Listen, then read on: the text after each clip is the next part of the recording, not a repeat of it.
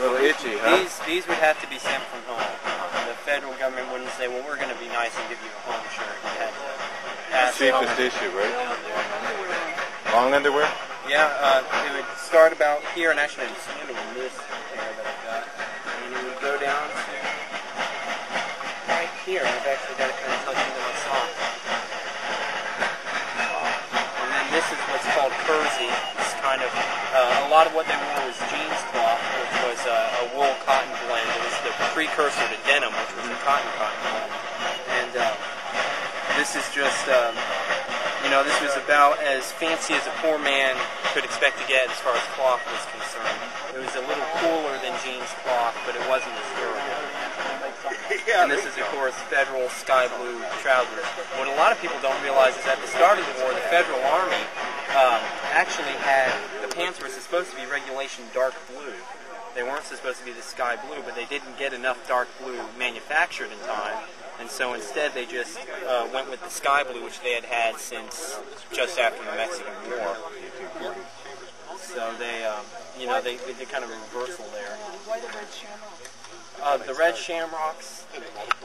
This was actually an idea of General Ambrose Burnside's. He commanded the Union Army up until Fredericksburg, and that was a Union disaster. We were talking about that yesterday. His idea was to help distinguish each of the corps, and the club here is representing 2nd Corps, which was under General Hancock. And if you go up a little ways towards the wall, you'll find the spot where General Hancock was actually shot. He survived and later tried to run for president, but the people were tired of generals in high office, so they didn't elect him. The color signifies what division you were in. They would have blue, green, red, just whatever division you were in would signify what color shamrock you would have. And this is a forage cap. This isn't actually standard federal issue.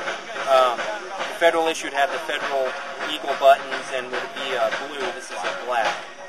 And these forage caps were traded in very often as soon as they could for what was called for what was known as a slouch hat. And a slouch hat is it's kind of a derby, only a little wider, sort of a farmer's hat. And they would take that because it offered a lot more protection from the sun. This doesn't offer any protection. Confederates very quickly picked up on slouch hats. The Union took quite a while before they realized, hey, these kepis aren't working.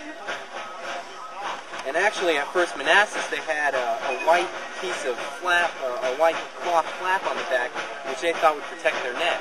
They realized after Manassas that all it was doing was getting in their way, and so they ripped it off and used it to wipe their faces after they were done eating, or something like that. So no.